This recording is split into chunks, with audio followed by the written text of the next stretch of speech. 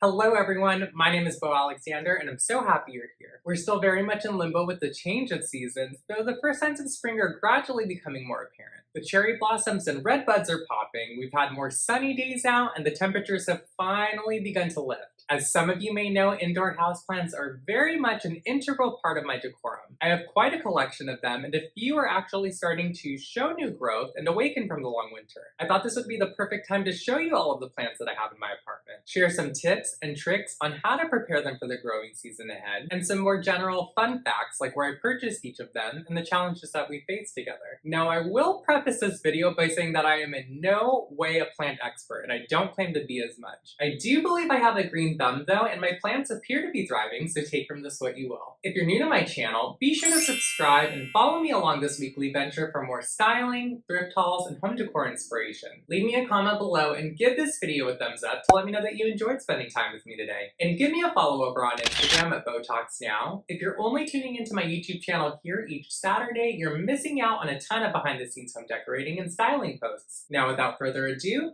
let's jump right into it. Alright you guys, so we will start off with the oldest plant in my collection, and it would be this beautiful money tree. Now, I actually received this for my birthday about 2 years ago, and it was delivered to my door from a florist. I have since repotted it. It did come in this beautiful little pot, but it outgrew that rather quickly. I would definitely say that this plant has at least quadrupled in size. I mean, when it arrived to me, it was this small little cluster of leaves, and now, I mean, they're nearly as big as my head, if not bigger. I would have to say, of all the plants in my collection, this money tree is by far the most finicky. I have lost a couple of the stems to root rot because this plant in particular doesn't like to be heavily watered. The soil needs to be moist to the touch, but it cannot live in a completely saturated environment. I do try to water this plant as infrequently as I can. I would say I give it attention every 2 weeks at that, and I did try that trendy bottom watering shenanigan that's going around on all of the apps, and it just didn't work out for me. I would definitely say that this plant and I have been through the most together. I did used to have it perched here on my window seat, but the draft from the winter breeze did stress it out to the point that it lost nearly every leaf, you guys. They all turned yellow and eventually fell off. I thought the plant had died and I was devastated, but I just happened to move it to a different area in my apartment behind me where it wouldn't get a direct breeze. I mean, I don't leave my windows open, but somehow inadvertently there's still a breeze that comes through all of the cracks, and this plant could not take it. I would definitely say that she's one of the most resilient that I have. She has a ton of new growth popping through, which I'm really excited about, and I did just fertilize her about 2.5 weeks ago, so she is just thriving and I'm so happy to see it. Alright you guys, now next up I want to introduce you to the most dramatic plant that I own, and that would have to be this massive peace lily. Now, I purchased her from Lowe's last summer. I want to say it was like midsummer for around $25. So actually not an unreasonable price at all, but she has grown substantially since then. Now, this is probably the plant that I have to water the absolute most because she will let me know when she's thirsty. She will wilt and be dramatic, and I'll have to come to her rescue every time. So I typically try to get to her before then. From what I understand, peace lilies can tolerate low light. Doesn't necessarily mean that they enjoy it. I get pretty great ambient lighting throughout my apartment, and she's been thriving in the same area that I placed her in all those months back. Now, peace lilies do give off this beautiful flower-like bloom every now and again. She was in full bloom when I received her. When I brought her home, she had about 4 or 5 of them, and I know that happened once more in December, if I'm not mistaken. I believe I put that up on my Instagram stories and asked if any of you with a peace lily in your home had blooms at that time too. Now, this is another plant that I just recently fertilized. If you guys are wondering what I use those Miracle-Gro plant spikes. You can get them at Home Depot for around $2 if I'm not mistaken. I'm sure you can buy them on Amazon. I'm sure you can get them on Lowe's too. I am no plant expert, like I've said before. That's what works for me. So if something else works for you, if you want to take a more natural or organic route, by all means do so. This is just what's conducive to my lifestyle, and it's proven to work effectively. I can see all of the new growth on this plant, and I'm super excited again just to see it thriving in time for the growing season. One last thing I want to touch on before I put her away is that a plant like this definitely needs to be cleaned every so often, especially one with this many leaves. I typically prefer to use a damp cloth or paper towel, something that is not super abrasive, and I'll use 1 to 2 drops of a mild detergent or dish soap and just give the leaves a wash every few weeks just to make sure that they can photosynthesize and absorb the light effectively.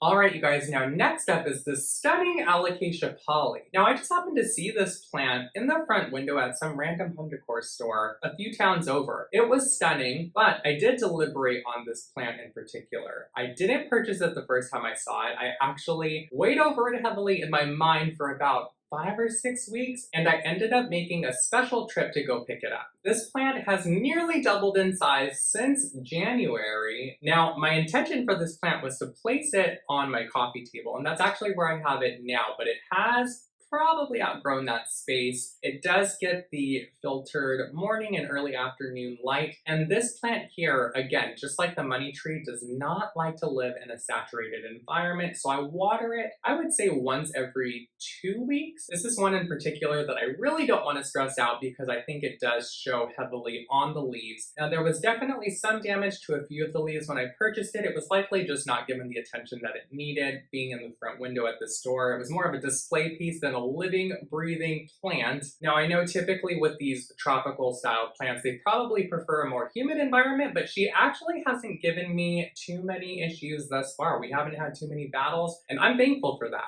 Alright you guys, now next up is this monster of a monstera. I purchased this plant in March of last year for around $34 from a local nursery. Now I purchased this plant as a toddler, so many of the leaves when I brought it home were just regular heart-shaped leaves. They didn't have all of the beautiful fenestrations or the holes that they're known to have. Now this plant is a climber, so I've inserted some stakes to help train the new growth to grow vertically. The plant itself generally wants to grow horizontally, it wants to grow outward. So I've pinned the nodes with this plant-specific Velcro. It's very gentle and it's made specifically for this purpose, but I've utilized this to actually pull it inward towards the stakes. Now this plant definitely needs to be pruned. A lot of these older leaves can be done away with, but it's recommended to always do that in the growing season when spring arrives. So I'll probably be doing that here in the next few weeks. Now this is another plant that prefers indirect sunlight. I actually have it in the corner behind me, so it does receive that ambient glow from the morning sun into the mid-afternoon.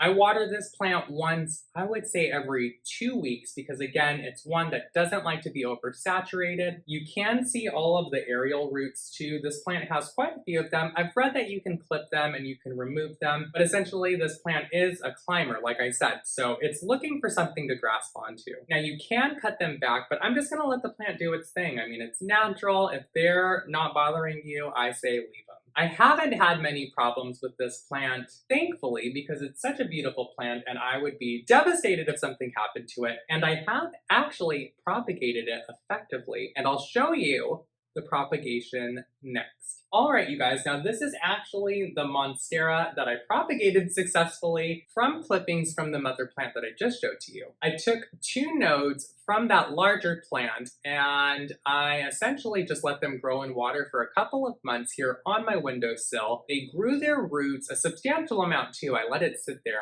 for, I want to say it was 2 to 3 months. So it was a huge compacted root ball, but I placed it in this container and let it do its thing. Now this plant is happy, it's thriving, it's grown plenty of new leaves since. A note about Monstera deliciosa, these plants are prone to fungus gnats. So keep that in mind if you're to bring one into your home. That may be an issue, something that could be easily remedied, but just wanted to forewarn you. Now I actually have this plant displayed on my window seat, so it does receive just a bit more direct sunlight, which I've noticed can negatively affect the leaves. It can discolor them just a bit. So I may move it. Should you be so inclined to propagate a monstera yourself, I just want to let you know how easy it is. Make sure to really understand that process process before diving right in, but I'm here to say that if I can do it, you can absolutely do it too. All right, you guys, next up is this big, beautiful dumb cane. I purchased this from Home Depot last summer as well. I love the variegation in the leaves. I think I paid around $20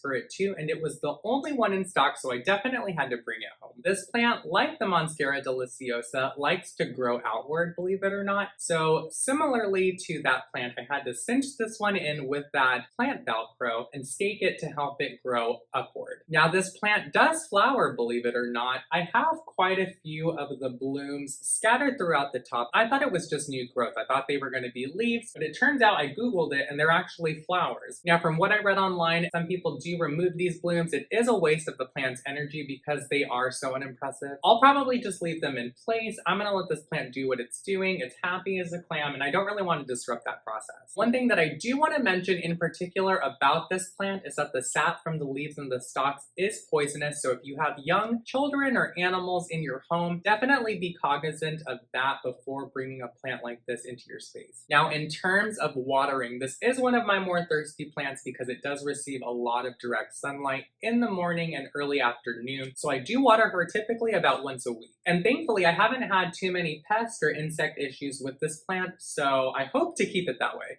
All right, you guys, next up is this big, beautiful bird of paradise. It stands at roughly 6 feet in height, and I have to let you guys know that when I purchased these, there were actually 3 individual bird of paradise plants that I put together. I repotted them and put them together. They were like, I don't know, maybe 6 inches to like a foot tall when I first purchased them. This plant has grown exponentially over the last year. I can't believe how large it's gotten. I think altogether, all 3 plants maybe cost $15 at the time, and I've since had to stake this plant as well. It just has gotten way too top heavy for these stalks to support themselves. Now, I do have this plant in the corner of my living room, so it does get, again, indirect light that filters in through the window in the early morning and early afternoon. My watering schedule for this plant is typically once every other week, so it's not super thirsty. Something that I do want to point out about bird of paradise is that they are prone, unfortunately, to something called spider mites, which is another household or indoor plant pest. It looks like a fine layer of dust, but it's actually a microscopic insect that again likes to feed on the sap from the plant itself. In order to prevent the infestation from happening, I do like to check above and below the leaf surface routinely once every week or so, especially during the humid months. One thing I wish I knew about this plant prior to purchasing it was that it needed so much vertical space to grow. I had no idea that it would nearly quadruple in size. I mean, this plant, like I said, has gone from maybe a foot tall to 6 feet in height in less than a year. So I do fully anticipate that I will need to cut it back here shortly. And one final note about this plant is that you need to frequently rotate it because the branches have a tendency to grow towards the sun, so it can become a little lopsided if you don't give it that attention. All right, you guys, and last but certainly not least would be this big, beautiful Majesty palm. I actually purchased this last summer at Home Depot as well. I want to say I paid around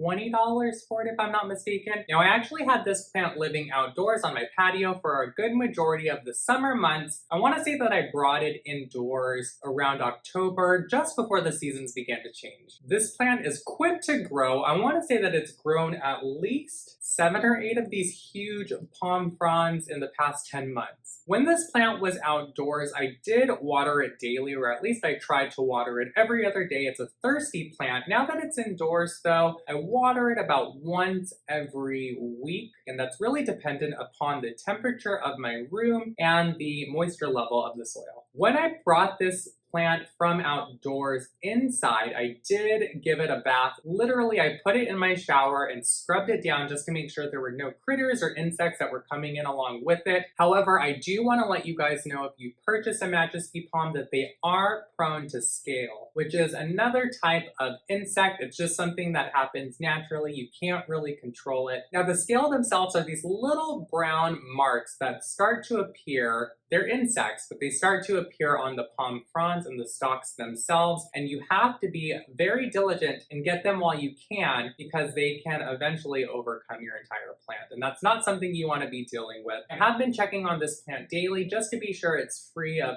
any of those little critters, and I'll likely be moving this plant back outdoors onto my patio as soon as the temperature outside starts to warm up, so that won't be an issue and it won't cross-contaminate any of my other healthy plants throughout my apartment. Anyway, that's it for this week's video, my friends. I appreciate you all so much, and I want to thank you for continuing to tune in and follow me along this venture. Be sure to leave me a comment below and let me know the types of plants that you care for in your own home. Hit the thumbs up button to like this week's video and let me know that you enjoyed this more informative sit-down. If you haven't yet, subscribe to my channel and accompany me on this weekly home decor journey. Follow me over on Instagram at beautalksnow for more day-to-day posts and inspiration, and be sure to hit that notification bell so that you won't miss an upcoming video. I hope you all have the best day, and until next time, bye!